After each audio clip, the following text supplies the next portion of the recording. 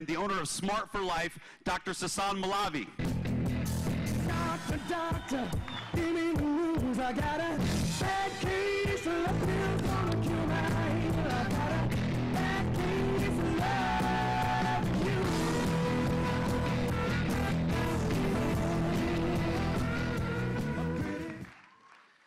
Hi everyone, I'm Dr. Sasson Moulavi, but everybody calls me Dr. Sass. And I'm going to change my talk a little bit because the talk Jeremy gave was so excellent. I was blown away by this talk. I knew this guy had it in him when I met him. He just blew me away. So I'm going to start by telling you a little bit about myself and about into World and Helo. So I started off as an emergency room doctor. I'm an MD. I worked in an emergency room. And right away when they started talking to me about Helo, I thought, wouldn't it be great if all those patients that showed up in my emergency room, dead on arrival, without a pulse, and without not breathing, and the ambulance driver just said, we found them in the street, here it is. Wouldn't it be beautiful if they had a device that would tell us what was the cardiac rhythm 2-3 hours, 3-4 days before they showed up in my ER? Did they have some kind of arrhythmia?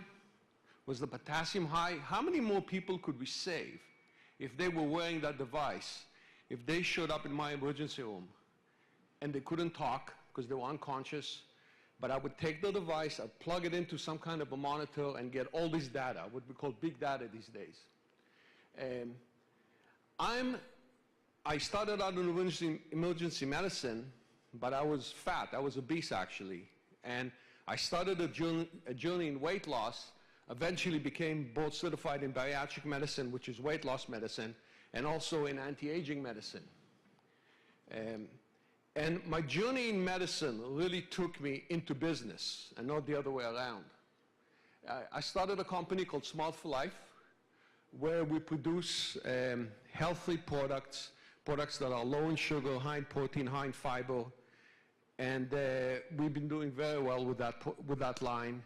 And I really believed in delivering food and nutrition would be key to making people living healthier and better lives.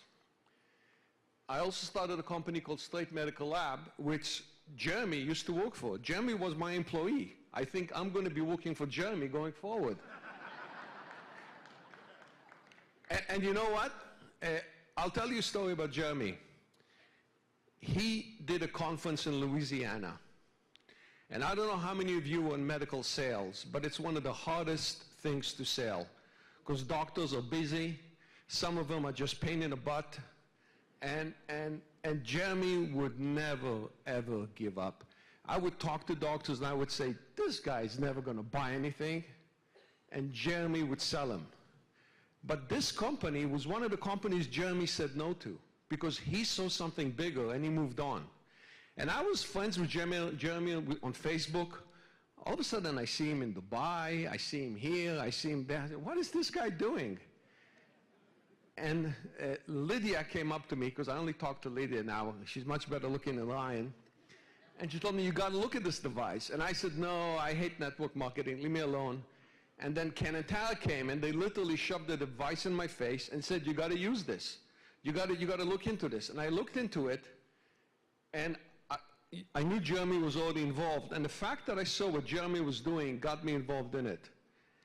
And this device is revolutionary. I don't think any of you understand what's happening in the world right now. There is a revolution in the world happening right now. And I'll talk to you in a few minutes about it.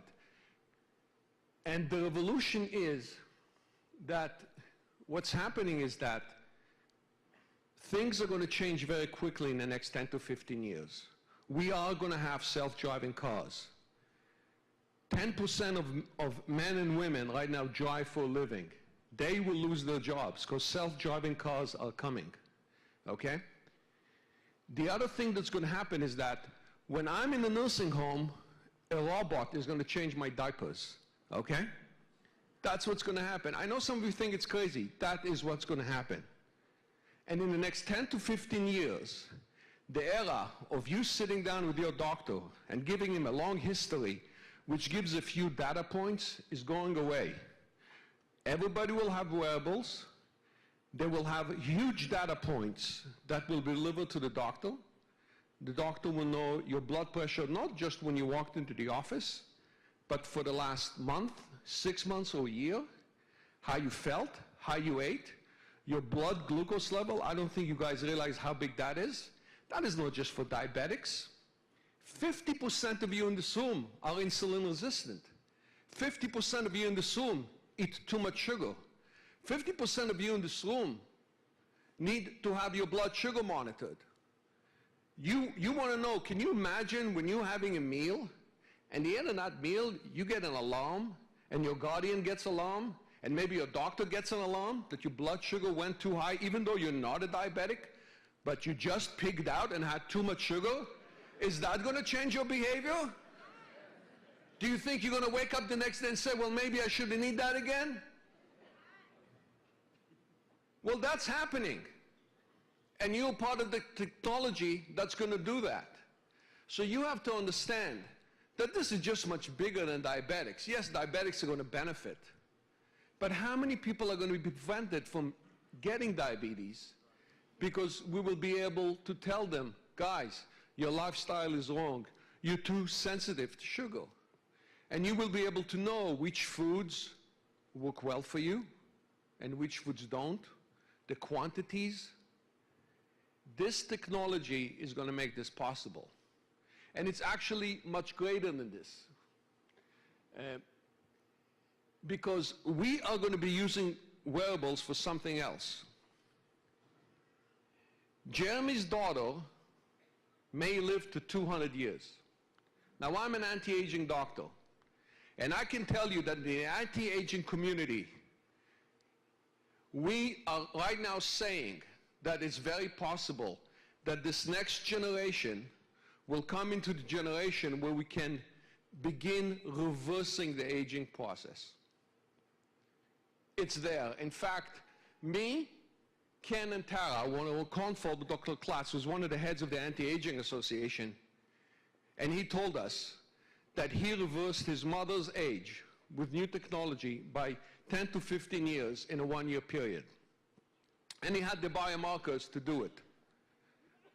So you think this is not tied in to that technology? This technology is tied into anti-aging, because if I can know your blood sugar, if I can know your toxins, if I can know your hormones, and I can know what you're being exposed to, if I can know your mood, if I can know your free radicals, and there are already sensors out there that measure free radicals that are going to be added to this technology as we go forward, we will be able to use nutrition, good medicine, cancer prevention, lifestyle changes, and wearable technology to take this generation, my son's generation, and Jeremy's daughter's generation, and don't be surprised if they will live till 200 years. It's coming, folks. All right? And I can tell you that when you go to anti-aging conferences, they don't talk about it like something far away in the future. They talk about it something that's happening in the next 10 to 15 years. Cancer is being beaten. Heart disease is being beaten. All those diseases are related to lifestyle. This device is the best lifestyle intervention tool I've ever seen, by far.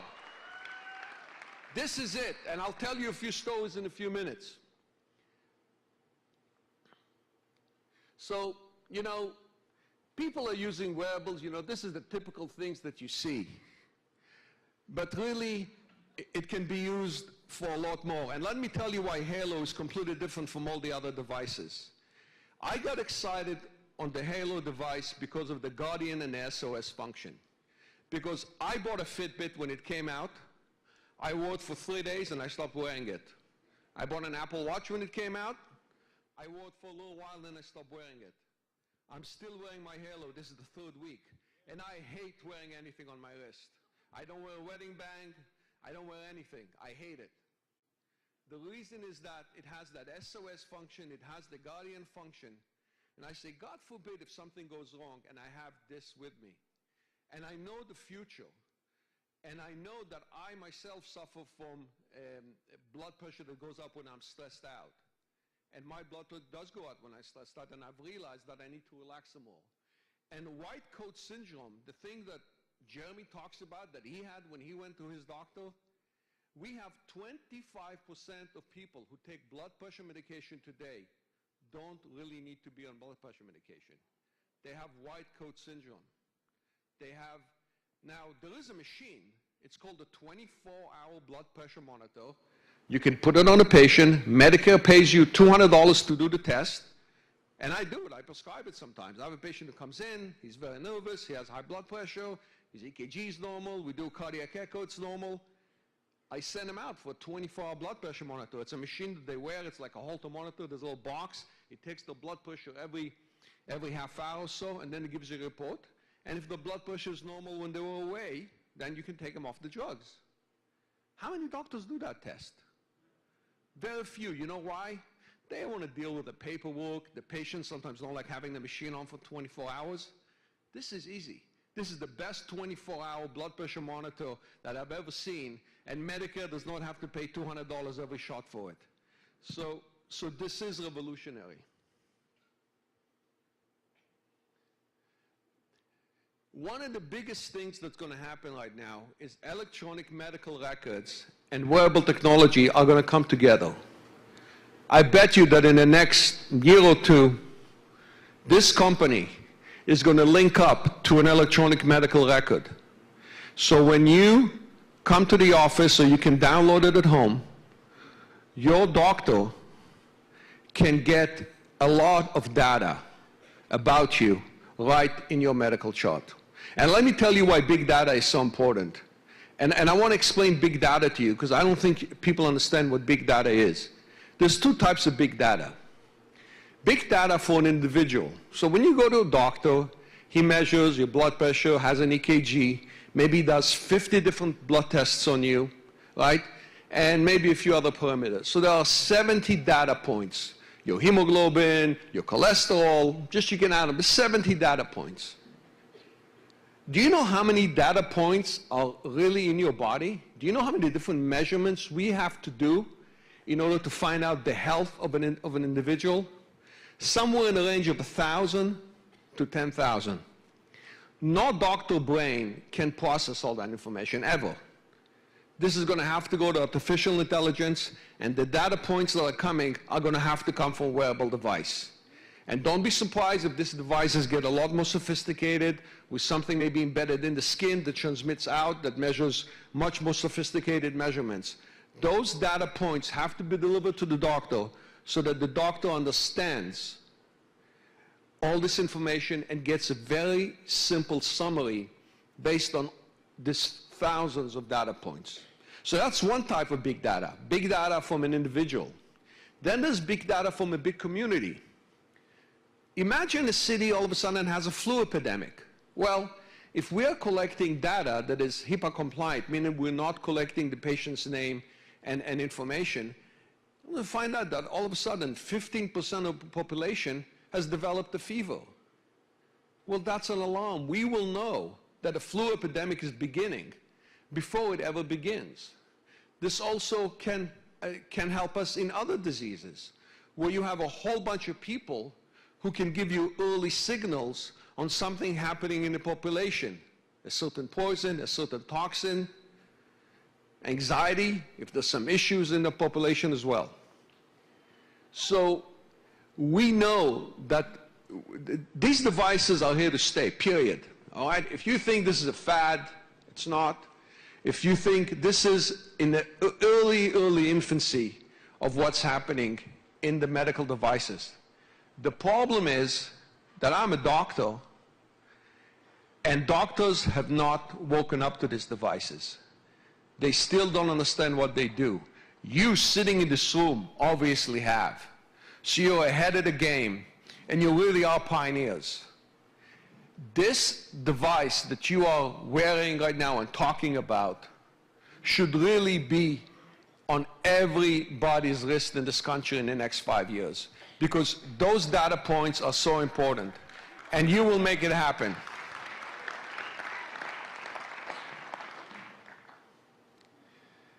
There's also a perfect marriage between this device for weight loss.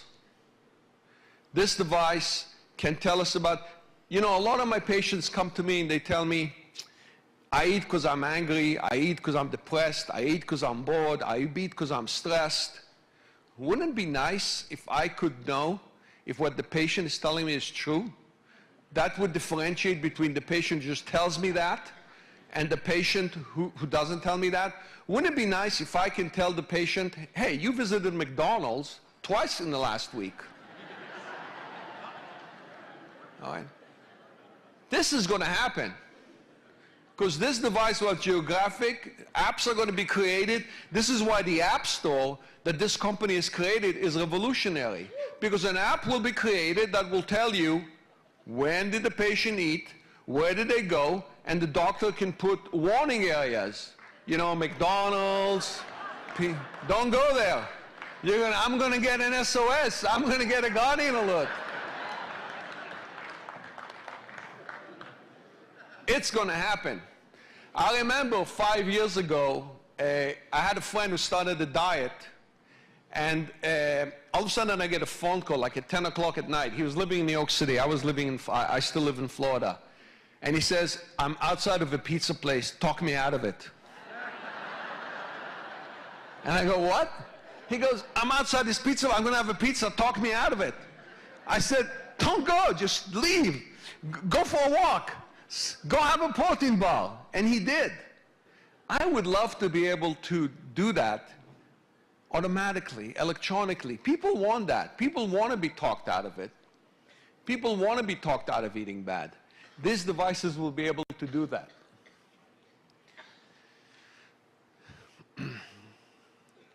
The other thing that you have to understand is that patients want to take back their health.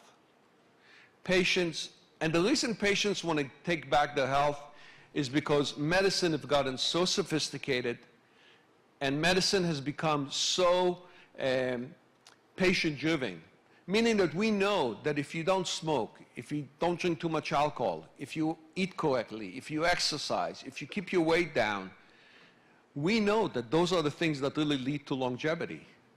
These are all things that only the patient can do. You can come to my office every day, and if you don't do those things, you're not going to have a healthy life. But patients get busy, right? We all have a busy life. We all of a sudden are looking up, it's 4 o'clock already. But a device that can give us feedback, that give us data. We know, medical studies have already shown that feedback devices make a big difference in patients' life. And feedback devices work. This is a feedback device, okay? It can give you feedback every minute. It can give you feedback every hour. You can look at it at the end of the day. I look at my screen about 3 or 4 times a day. Feedback devices work, period. Helo is a feedback device as well. Feedback devices also make you a better person. We all talk about survival of the fittest, right? We all talk about genes. You want to pass your children better genes. You come with better genes. You have better chances of surviving. But there's another thinking in medicine as well, that technology can actually make your children live longer, healthier, and be more competitive than the people competing against them. I want to pass my children good genes, and I hope I got those from my grandparents and parents, and I can't control that. But if I can get my son and daughters to wear these devices and, in fact, improve their health, build better habits, live longer, and when you eat better, you think better, you have more energy, you have a higher chance of being successful, you're going to do better on tests. Do you think that an 11-year-old who's wearing this device, who's eating better and exercising and being healthier, is going to do better at school than somebody who doesn't have the device? I think so. People have to understand that we are in a competitive world right now. And it's a lot more than just genes. It's the technology you use. It's what you wear, how you feel. And if we want to pass on good genes to our children, we can also pass them good technology. This is the best gift I can give my son and daughter. Beside the SOS and Guardian function, I can teach them to get some feedback, to look at it, to see their numbers. This is survival of the fittest, and this will help you be fitter. It's just a fact of life. Maybe it's callous to say, but it's just a fact of life. I want to tell you a quick story. I got my devices. I got a first device from Jeremy. He sent it to me about 5 weeks ago, and then I got my devices about 3 weeks ago, and we're getting some more now. This is actually not the patient I'm talking about. We didn't have a picture. This is another patient. So when I got my device, I had a patient that was sitting in my office. I had a patient who wasn't losing weight, and I said, you know, I'm going to put a device on her. So I had one of my assistants who know how to use the device. She was using it for a while, put it on her, attach it to her phone, teach her how to use it. She made me the guardian, so the patient was told that every time she has, you know, any of these parameters go away, I'm going to get a text. Do you know this patient she lost about 25 or 30 pounds over the last couple of months, and then she was a plateau for 2 to 3 months, but she kept coming. She lost 7 pounds in those 3 weeks. Just thinking that I know what she's doing. Okay? I never got one text the whole 3 weeks. In fact, I forgot she had the device. So the fact that I'm getting a lot more. In fact, I got 5 to the office. They just arrived the other day. We put it on a few of the people at the reception. If the patient knows that information is being transmitted back to the doctor, do you think that's going to change behavior? If your son and daughter know that information is being transmitted back to you, and they agree, do you think that's going to change their behavior? I think that this patient really, and she was the only one I put it on so far, because I didn't really want to put it on because we didn't have limited devices. But I know that if we put it on 10 patients, 7 to 8 will be successful, which in medicine is a very high success rate. The FDA just wants a 20% difference between a placebo and a non-placebo drugs. So if we can show 70%, they'll be very happy.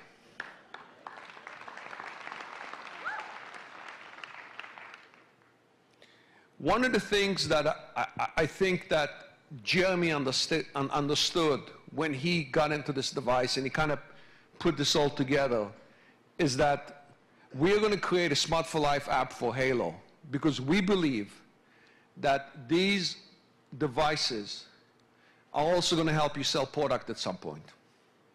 So other companies who are selling products right now, nutritional products, are not going to stand a chance against us, because not only will we be able to sell the products through the different portals and the different app stores that are going to be there, but we will sell them based on data. We'll sell them based on information.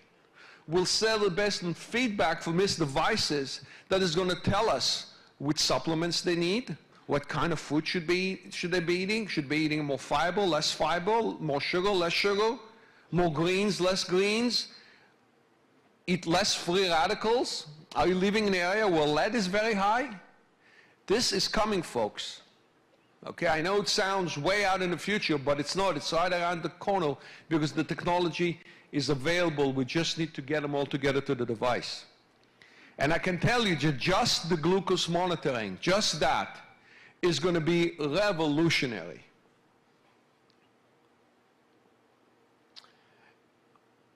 I want to do a quick service message here. How many of you have a family doctor? How many of you go see a doctor once a year? All right, well, the ones of you don't, go get your physical exam. Okay, it's important. And the ones that do, next time you go to their office, take an iPad with you, take your iPhone with you, and play them the video. Just play them the video. Ask for the text and send them the text. I'm asking you to sell. I want your doctors to be exposed to this device. And for the doctors who are interested, ask them, they have 2,000, 3,000 patients in the database, to send a simple email out and bring this information to their patients. Not only will you be making a lot of money, because you should be signing a hell of a lot of people,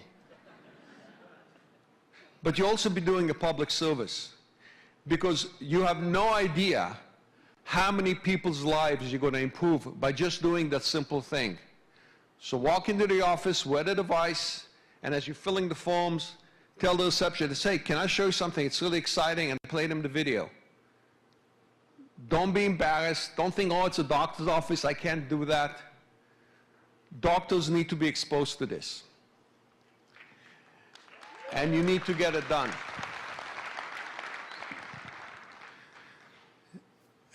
I just want to add one other point.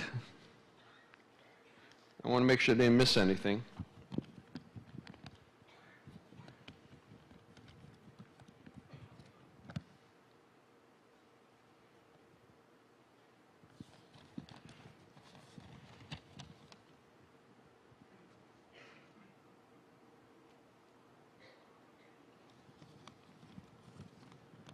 Yeah, typical doctor.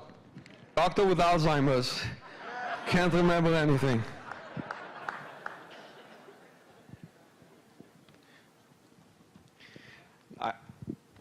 So, in closing, I want to thank Jeremy for introducing me. I really want to thank him and all our staff to what we are. I want to add that I really didn't need to do this. The company is very successful. I live on the water. I had a 50-foot boat. I sold it because nobody ever used it. It was like a pit and it was like a hole in the water. But anyways, I'm here because I believe that this is the greatest opportunity I've ever seen, period. Period. And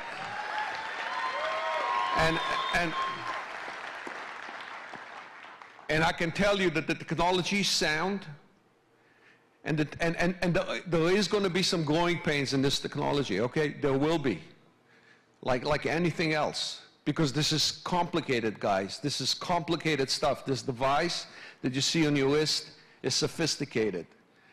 But I think that this company has also chosen the network marketing model to go out with, and at the beginning I thought it was wrong, but I think it's actually the perfect way to get this device out.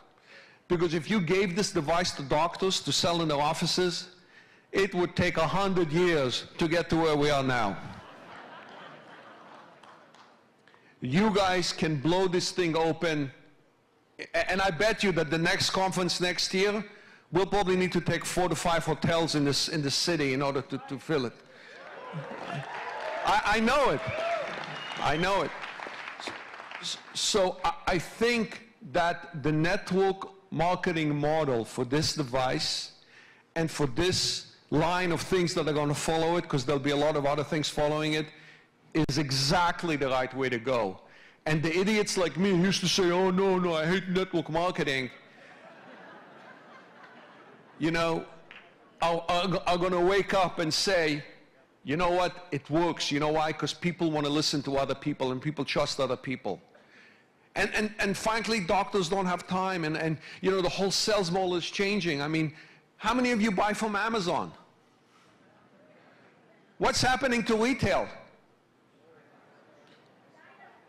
It's all changing, folks. The whole world is changing. You will have your diapers changed by robots, trust me. Okay? I mean, I know you guys don't believe it, so you have to realize that things are changing and you got to pass the message on. This is the future. Let's get it done. Thank you. Thank you. Thank you.